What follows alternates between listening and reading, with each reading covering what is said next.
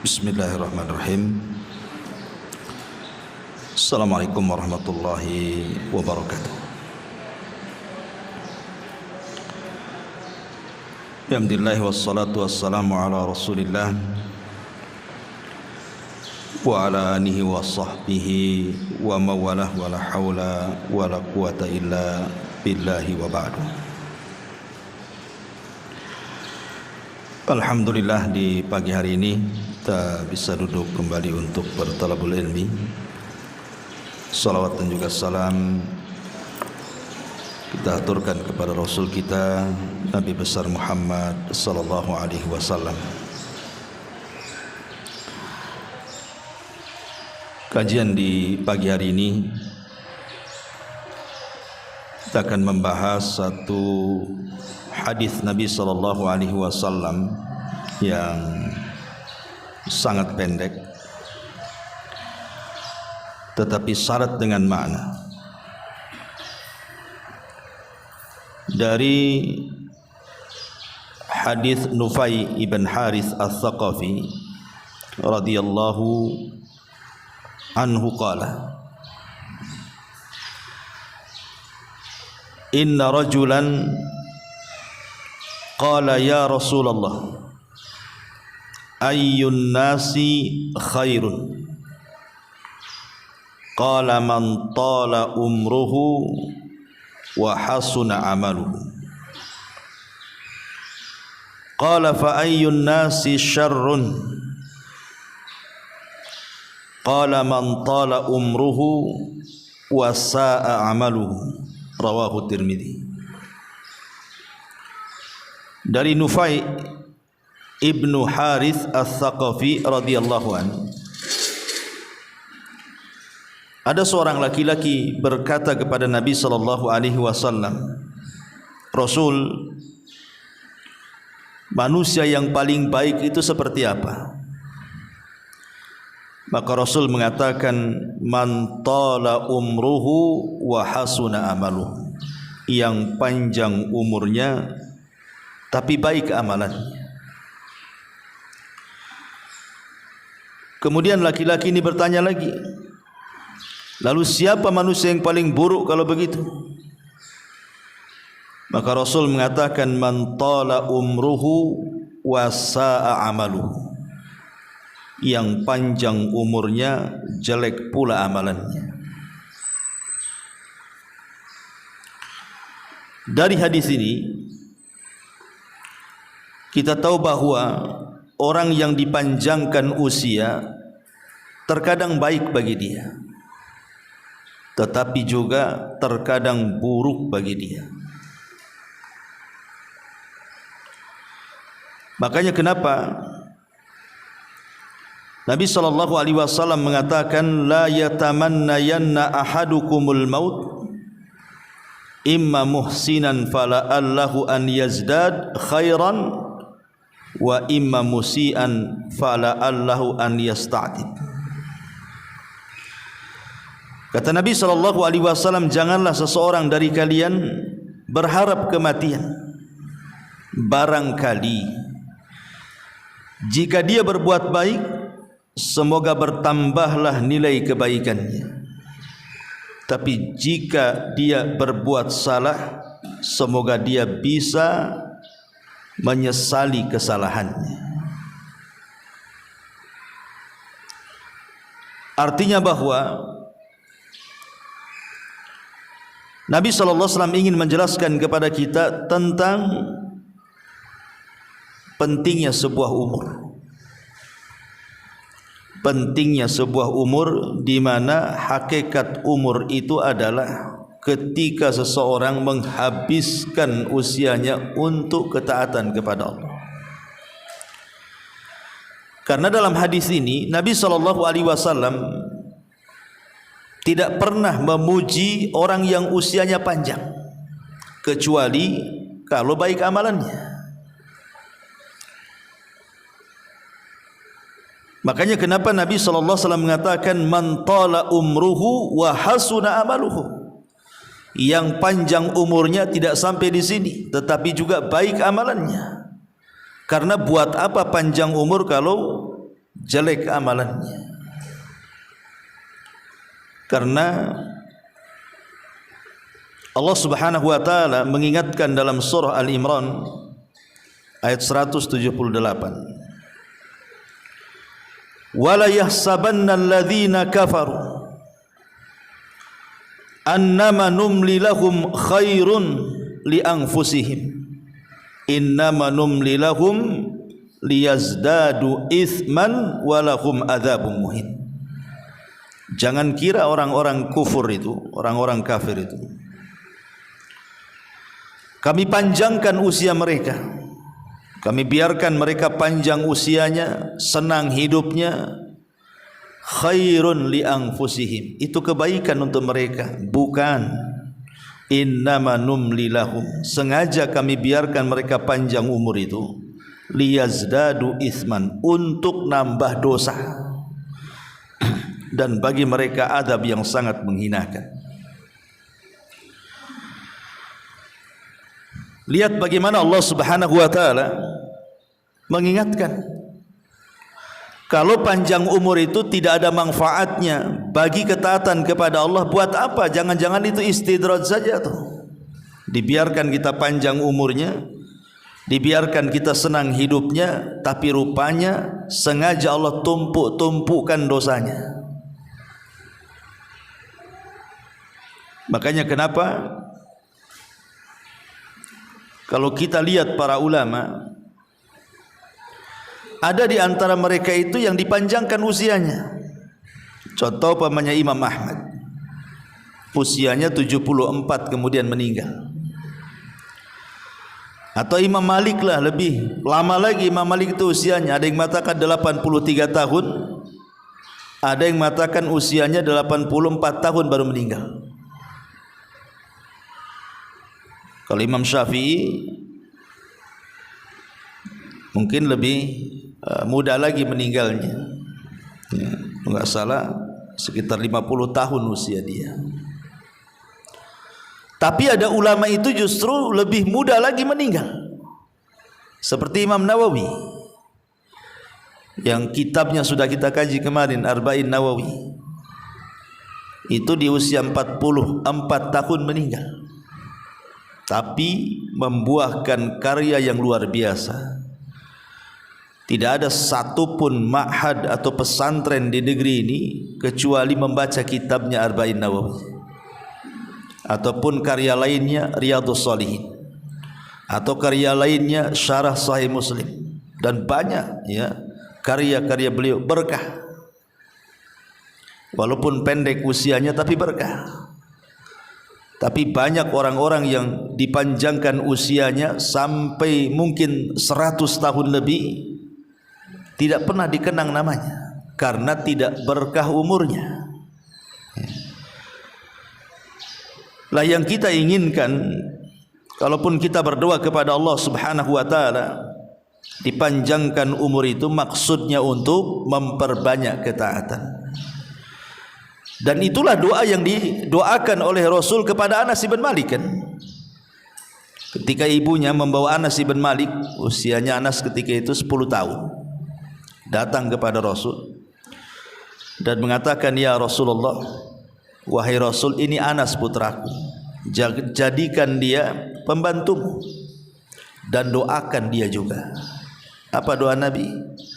Allahumma aktsir malahu wa waladahu wa barik lahu fima a'taitahu. Ya Allah, perbanyak hartanya, perbanyak anaknya, dan berkahilah apa yang akan kau berikan kepadanya.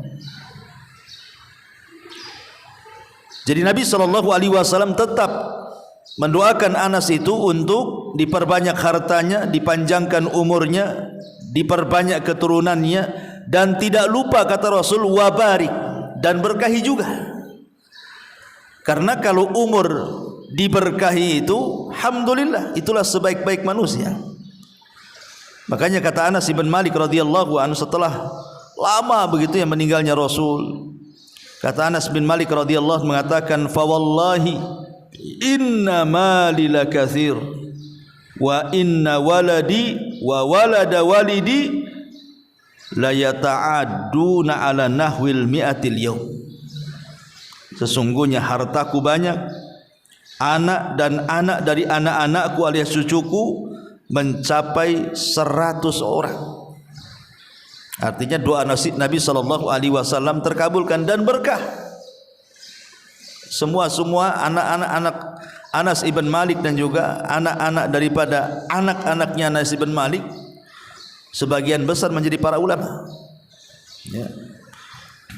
Tapi jangan pula kemudian panjang umur itu menjadi kesialan, karena di zaman sahabat Sa'ad ibn Abi Waqqas itu kan dikenal, Bu, seorang yang mustajab doa.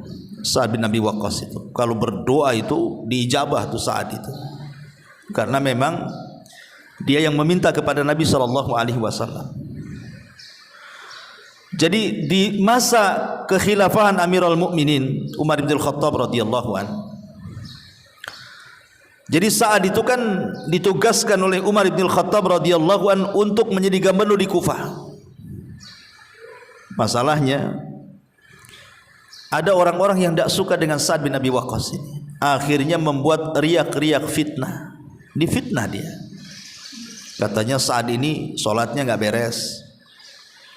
Katanya Sa'ad ini nggak serius dalam memimpin penduduk Kufah. Macam-macam lah fitnah yang diberikan kepada Sa'ad. Akhirnya sampailah di telinga Umar bin Khattab. Dipanggil, dicopot dari jabatannya, kemudian diganti oleh Ammar bin Yasir. Kemudian Umar bin Khattab radhiyallahu an mulai menelisik kasusnya Sa'ad ini. Betul enggak penduduk Kufah ini omongannya? Rupanya tidak benar. Hanya 1-2 orang saja yang tidak suka kepada Sa'ad, itulah yang menjadi provokator yang memprovokasi penduduk Kufah. Dari situ geramlah Sa'ad, kemudian berdoa. Apa kata Sa'ad? Dia mengatakan, ya Allah, Allahumma in kana abduka hadza kadhiba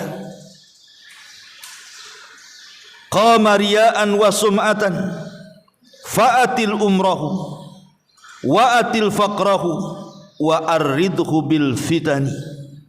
Ya Allah, kalau memang ucapan orang itu dusta terhadap diriku, aku tidak pernah melakukan mereka ucapkan, dan dia mengucapkan seperti itu karena ria dan sum'ah saja, panjangkan umurnya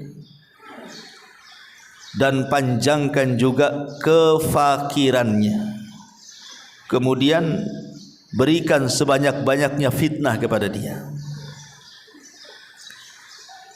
Itu doanya Sa'ad bin Abi Waqqas karena merasa pihak dizalimi masalahnya kan. Akhirnya berselang waktu panjang sekali.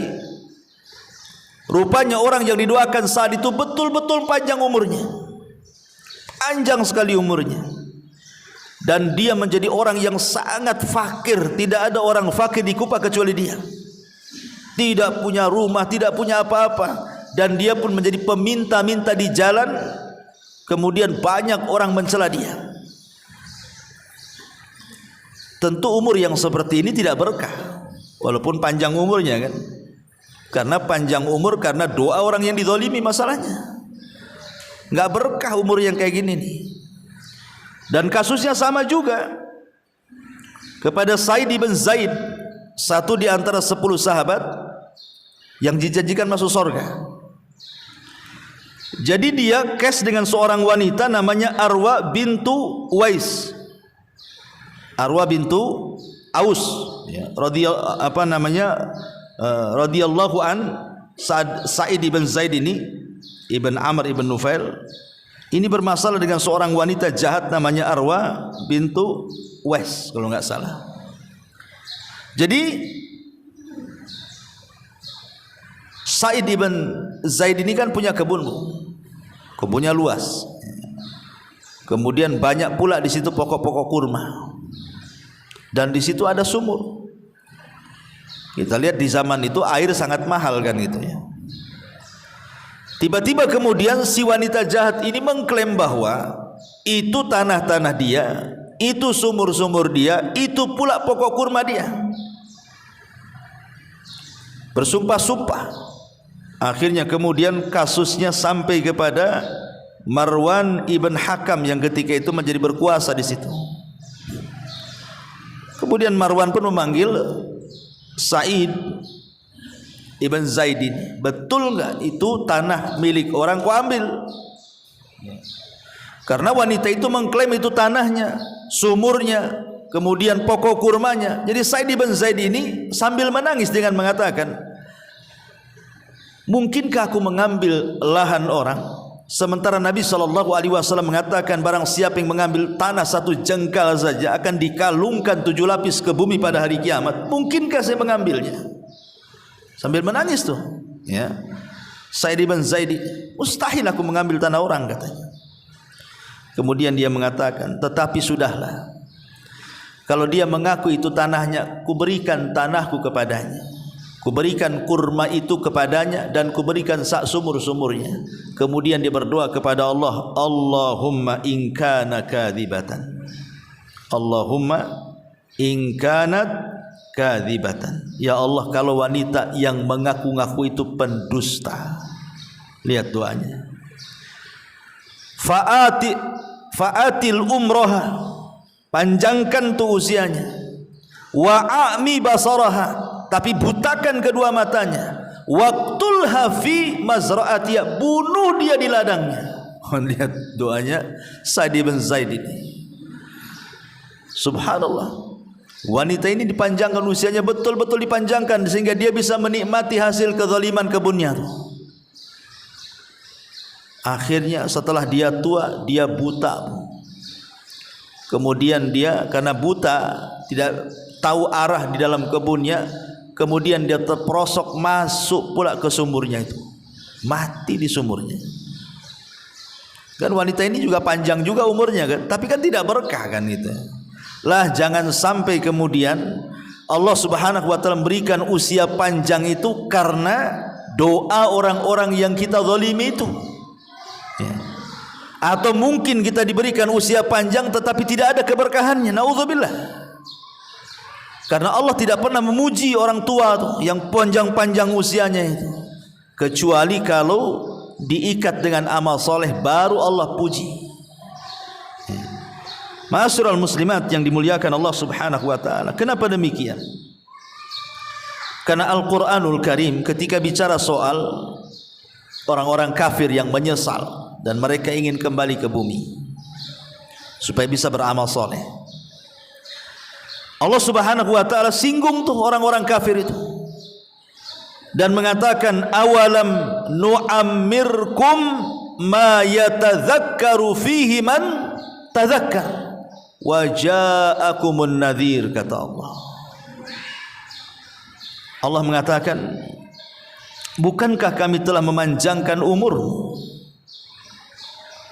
dalam masa yang cukup untuk dapat berfikir bagi orang-orang yang bisa berfikir, dan bukankah pula telah datang kepada kamu peringatan? Kenapa kau tidak berubah? Kenapa kau tidak beriman? Kenapa baru sekarang sadar ingin kembali ke bumi dan ingin beramal saleh? Kalla innaha kalimatun huwa qailuha. Mustahil lah orang mati hidup lagi. Itu hanya dongeng-dongeng dia saja kepengen seperti itu. Jadi Allah Subhanahu wa taala mengingatkan kan kepada kita soal usia atau soal umur tuh. Awalam nu'ammirkum ma yatadzakkaru fihi man tadzakkar. Sudahkah aku berikan umur cukup-cukuplah kepada kalian itu? Mungkin di antara kita ada yang dicukupkan usianya sampai 50, 60, 70 tahun, kan dah cukup tuh. Ya. Dan peringatan pun sudah Allah Subhanahu wa taala berikan kepada kita, coba. Mulai daripada rambut putih itu kan peringatan tuh. Oh, dengan rambut uban itu tandanya kita sudah menua dan sudah mendekati ajal.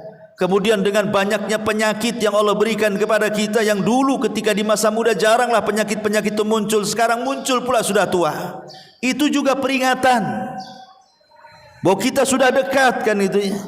Belum lagi mungkin sekarang ibu mendengarkan ceramah-ceramah, ya, ngaji setiap minggu entah berapa kali, atau mungkin di YouTube, di radio, di televisi, baca makalah, mungkin dinasihati temannya. Kurang apa itu peringatan yang Allah kirim kepada kita itu? Awalam nu'ammirkum, bukankah aku sudah kasih umur? Kenapa kau tidak mengambil pelajaran dari peringatan itu? Maksudnya gitu. Atau mungkin melihat teman-teman yang sudah meninggal duluan daripada kita, kita pula yang mandikan, kita pula yang kafankan, kita pula yang kuburkan, tidak juga diambil peringatannya. Hadis ini Allah Subhanahu wa taala ingin ingatkan kita bahwa di balik usia itu ada peringatan di situ.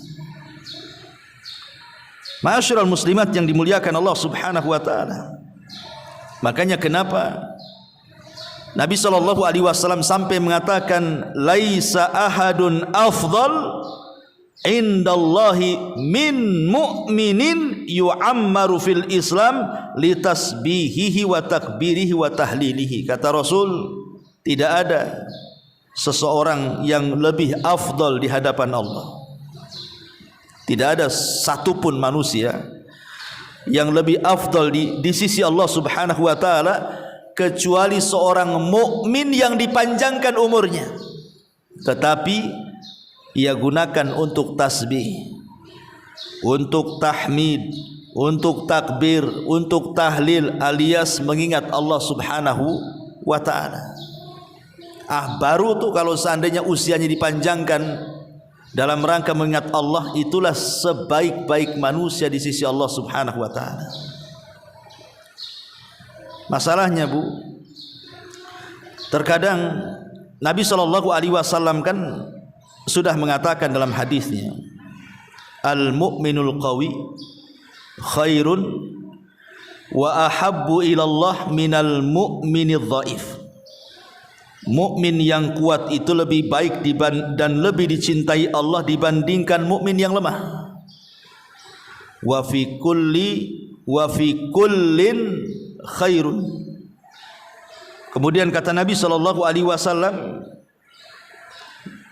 namun keduanya tetap memiliki kebaikan.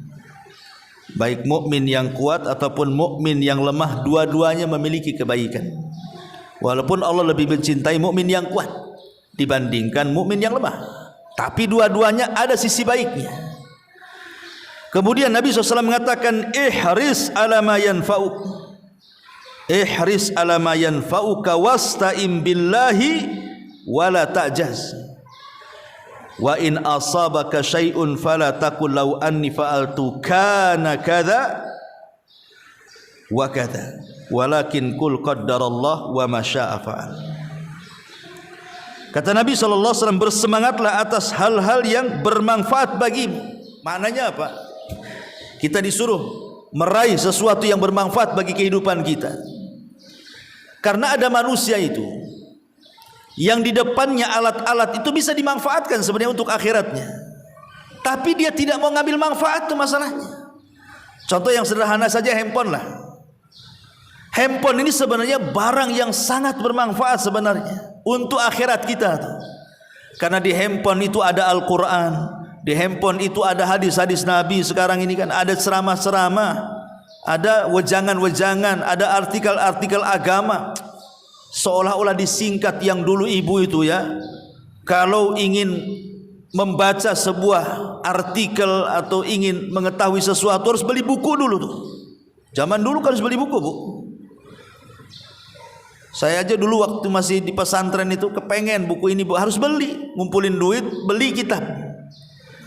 Dan harganya itu, kitab itu mahal di zaman dulu tuh. Alhamdulillah, Allah mudahkan, kitabnya sudah di handphone sekarang. Qurannya sudah ada di handphone, tafsir-tafsirnya ada di handphone, syarah-syarahnya, semua syarah-syarah hadis-hadis ada di handphone semuanya. Subhanallah, artinya handphone ini kalau kita bisa manfaatkan, bisalah mengarahkan kita ke sorga dengan usia kita yang kita habiskan depan handphone ini. Tapi berapa banyak yang ngambil manfaat dari handphone itu coba? Kebanyakan orang pegang handphone itu ya untuk kakak saja itu tuh, tertawa dari pagi sampai malam kan itu. Atau mungkin hanya untuk nonton yang tidak jelas dari pagi sampai malam saja.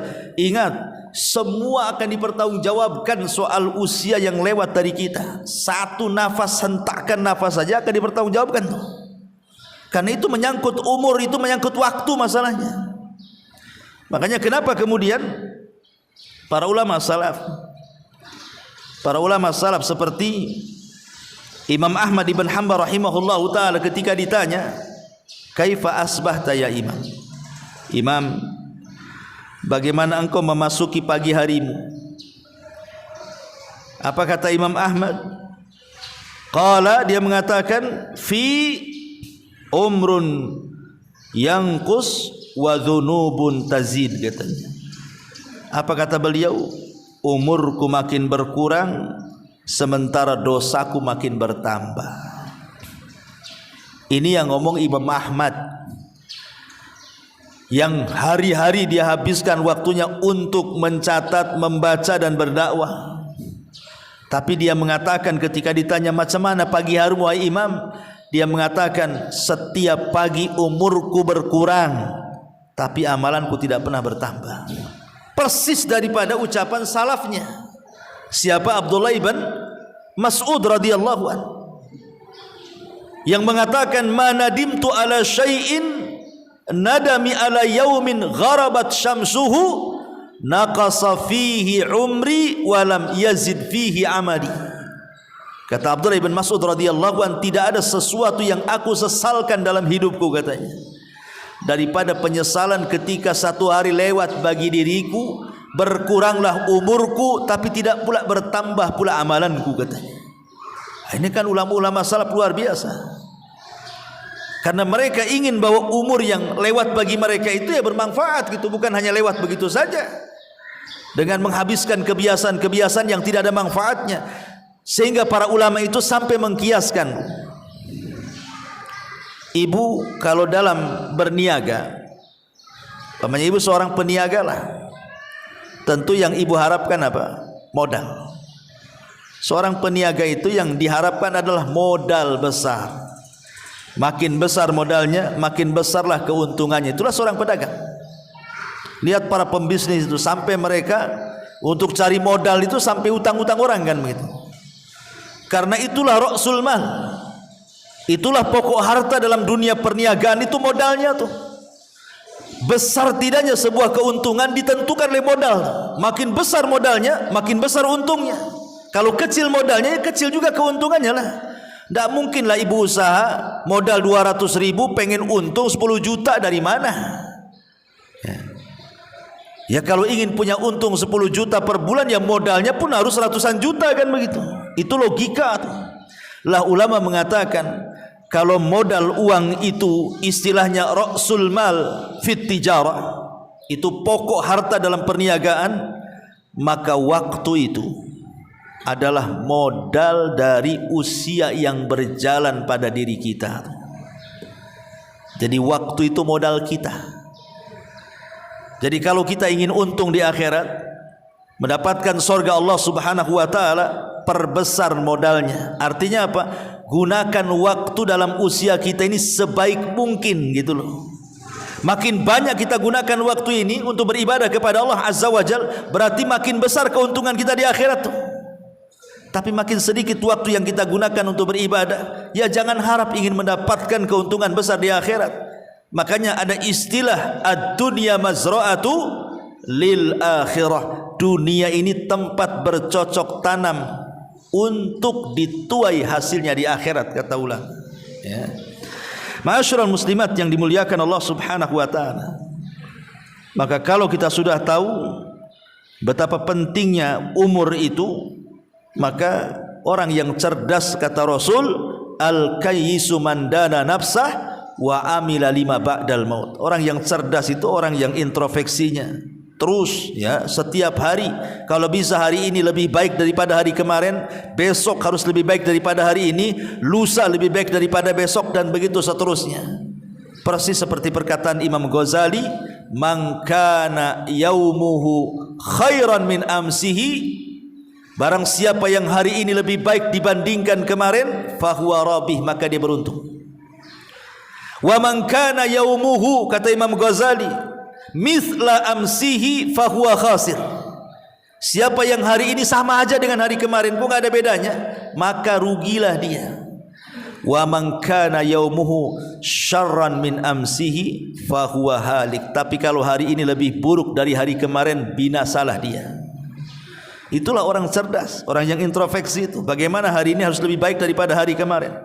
Makanya Hasan Al-Basri rahimahullah taala sampai mengatakan, ma min yaumin yanshakku fajruhu illa wa yunadi ya ibna adam ana khalqun jadid wa ala amalika syahid fatazawwad minni fa inni idza madaitu la a'udu ila yaumil qiyamah.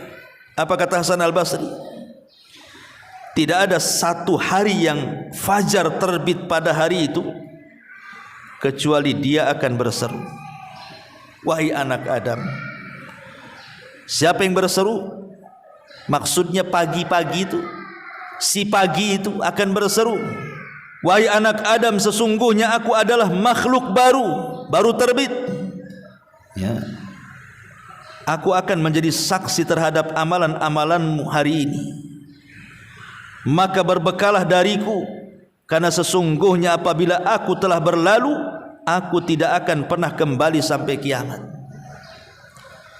Seolah-olah Hasan Al-Basri ingin mengatakan, kalau seandainya matahari terbit di pagi hari itu bisa bicara gitu maksudnya, maka matahari itu akan ngomong sama kita seperti itu dan mengatakan, saya ini makhluk yang baru terbit hari ini, sesungguhnya aku akan jadi saksi untuk amalan-amalan kalian di hari ini.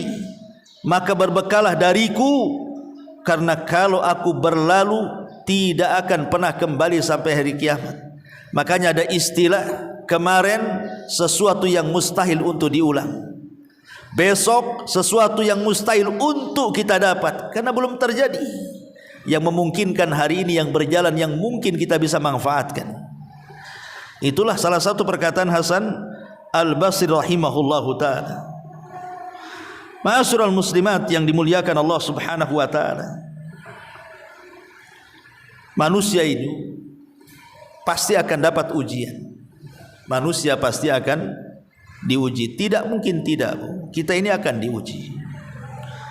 Entah diuji dengan kesehatan sehingga kita lama terbaring sakit, entah diuji dengan ekonomi sehingga kita stres setiap hari mikir cari duit, entah diuji dari pasangan lah gitu. Ibu asik mikir suaminya saja pengen bayi, sibuk diuji dengan anak-anaknya, rutinitasnya sibuk dengan anak-anaknya saja.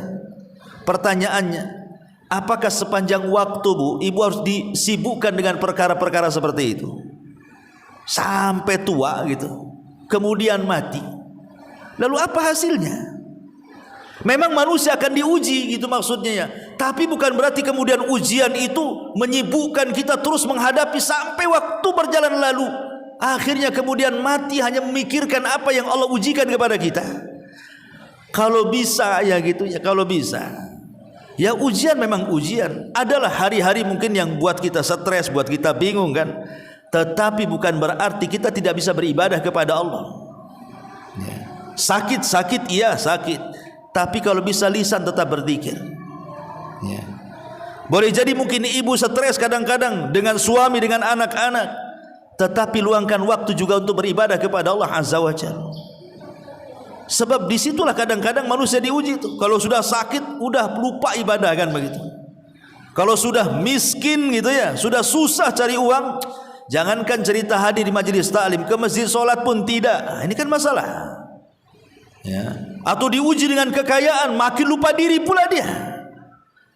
Jangan sampai kemudian waktu berlalu akhirnya tidak ada pula lah yang bisa kita manfaatkan dalam hidup kita dengan ibadah dan memperbanyak pahala di hadapan Allah karena sibuk tadi menghadapi ujian tadi. Karena begini ya, ada sebuah syair yang mengatakan, tazawwad minat taqwa fa innaka la tadri idza janna al-lailu hal ta'ishu ilal fajri. Wa kam min sahihin mata min ghairi illatin wa kam min alilin ashahinan minad dahri fa kam min fatan amsa wa asbaha dhahikan wa qad nusijat akfanuha wa huwa la yadri wa kam min sigharin yurtaja tula umrihi wa qad udkhilat ajsamuhum zulmatal qabri. Seorang penyair mengatakan, ada mengatakan di perkataan Imam Syafi'i rahimahullahu taala, berbekalah ketakwaan, karena sesungguhnya engkau tidak tahu jika malam telah tiba, apakah engkau masih bisa hidup hingga di pagi hari. Kita tidak tahu kalau sudah tidur, Bu, apa yang bisa bangun lagi? Tidak ada yang tahu. Betapa banyak orang-orang yang sehat kemudian meninggal tanpa didahului sakit, dan betapa banyak orang-orang sakit yang masih bisa hidup beberapa tahun lamanya. Berapa banyak pemuda yang tertawa di pagi hari dan petang harinya, padahal kain kafan mereka sedang ditenun dalam keadaan mereka tidak sadar. Berapa banyak anak-anak yang diharapkan panjang umurnya, padahal tubuh mereka telah dimasukkan ke dalam gelap gulitannya kuburan. Dari sini kita tahu bahwa, karena kan kita tidak tahu nih kematian di kapan, dan usia ini terus berjalan kan gitu ya. Maka orang yang cerdas itu kan harus mempersiapkan bekal sebelum kematian. Man dana nafsa wa amila lima ba'dal maut, kan itu. Makanya kenapa kemudian Nabi SAW ingin katakan sebaik-baik manusia man tala umruhu wa hasuna amaluhu. Orang yang panjang umurnya tetapi baik pula lah dia amalannya. Ma'asyiral muslimat yang dimuliakan Allah Subhanahu wa taala. Di dalam sebuah hadis atau di dalam Al-Qur'anul Karim, Allah juga mengingatkan dalam surah Al-Munafikun ayat 9. Ya ayyuhalladzina amanu la tulhikum amwalukum wala auladukum an dzikrillahi wa man yaf'al dzalika faulaika humul khasirun. Wahai orang-orang yang beriman, janganlah melalaikan kalian harta-harta kalian, jangan pula melalaikan anak-anak kalian. Dari apa? Dari mengingat Allah. Karena barang siapa yang kemudian melakukan itu, maka termasuk orang-orang yang rugi. Di sini Allah ingatkan lagi soal umur. Jangan umur kita ini disibukkan dengan harta, lupa akhirat gitu ya. Disibukkan dengan anak-anak, lupa akhirat. Karena kalau itu yang kita mau, kita habiskan umur kita hanya untuk cari duit saja, cari harta saja, dan sibuk hanya mikir anak jadi apa gitu ya, rugi dia ya. Makanya kenapa para ulama kalau bisa sibukkan kehidupan kita ini dengan 4 perkara. 1, perbanyak zikir kepada Allah Azza wa Jalla. Kemudian yang kedua, carilah amalan-amalan yang amalan itu bisa mengalir setelah kematian kita. Sebagaimana Nabi SAW mengatakan umpamanya, sab'un yajri lil abdi ajruhunna. Ada 7 perkara kalau seorang hamba mengamalkannya, pahalanya mengalir sampai kematiannya. Kemudian Nabi SAW mengatakan, di antara 7 perkara itu, ilmu yang diajarkan. Kemudian man 'allama ilman, siapa yang mempelajari ilmu kemudian disebarkan, au ajra nahran, ataupun bersedekah air, au hafara bi'ran, ataupun menggali sumur, au gharasa nakhlan, atau menanam pohon pokok kurma dan kemudian setelah berbuah disedekahkan, au bana masjidan, ataupun membangun masjid, au warrasa mushafan, ataupun membeli mushaf dan diwakafkan, au taraka, ataupun di sini au taraka waladan yastaghfiru lahu ba'da mautihi, ataupun meninggalkan anak yang kelak akan memintakan ampun untuk orang tua setelah kematiannya. Jadi orang yang cerdas itu, supaya umurnya tidak sia-sia, maka carilah amalan-amalan itu, Bu, yang sangat manfaat untuk kehidupan kita setelah kematian. Ya, semua amal itu bermanfaat, tapi seorang muslim kan harus memilah-milih gitu ya, supaya amalannya itu langgeng sampai kematian dia, sehingga pahalanya terus mengalir menjadi amal jariyah. Ya. Ma'asyiral muslimat yang dimuliakan Allah Subhanahu wa taala. Ya. Ini yang kedua. Yang ketiga, mudawamatu ala al-amali saleh. Senantiasa istiqomah untuk beramal saleh. Istiqomah beramal saleh itu artinya tidak apa-apa bu, amalan itu sedikit, tapi yang penting terus-terusan. Karena Allah itu tidak akan bosan dengan amalan kita, kita yang akan bosan untuk beramal. Kalau kita kemudian memborong semua amalan kita, itu tidak akan langgeng itu ibadah kita itu, karena lama-lama bosan. Makanya sedikit-sedikit tetapi tidak membosankan, yang penting terus-terusan, itu jauh lebih baik. Kata Rasul, khairul a'mal adwamuha wa in qalla. Sebaik-baik amal itu sedikit tapi terus-terusan.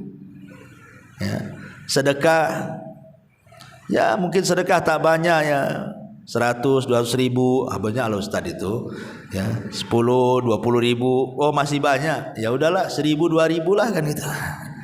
Yang penting kan terus-terusan tuh, tidak terputus sedekahnya. Karena ini yang diinginkan itu adalah fa amma man a'ta wattaqa wa saddaqa bil husna fasanu yassiruhu lil yusra. Yang kita inginkan itu fasanu yassiruhu lil yusra. Sudah mudah jalannya, Allah mudahkan. Ya. Sudah mudah kita sedekah dengan walaupun tak banyak kan terus-terusan tuh. Makin Allah mudahkan lagi sehingga nanti ditutup kematiannya dengan itu. Awalnya apa? Membiasakan ibadah. Makanya kalau banyak-banyak ibadah nanti bosan. Kalau sudah bosan malas, kalau sudah malas ditinggalkan pula ibadah itu. Tapi kalau sedikit-sedikit ibadahnya itu, dia minimalnya tidak akan bosan dan terus-terusan. Boleh jadi Allah tutup usianya dengan itu. Itulah makna fasanu yassiruhu lil yusra itu artinya. Ya.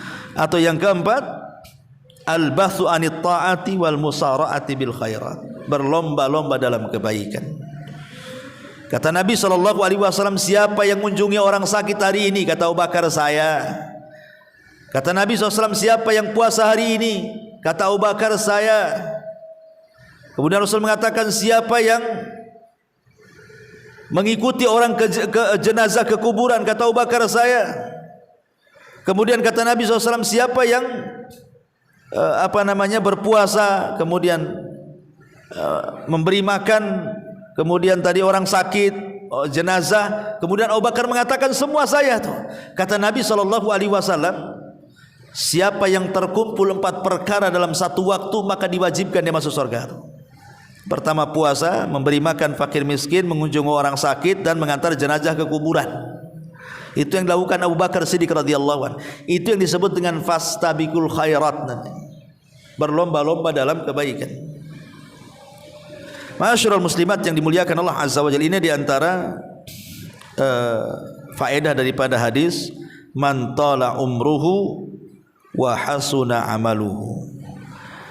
Ya, maaf ya, mungkin tidak ada terjawab. Ini hari ini saya ada jadwal baru di Batu Besar ya, jadi saya harus cepat ya. Kalau di tempat sama sudah sawari masih belakang saya kalau bisa dikejar kan, tapi kalau di Batu Besar ini agak jauh pulang gitu. Jadi saya sampai di sini saja. Subhanallah.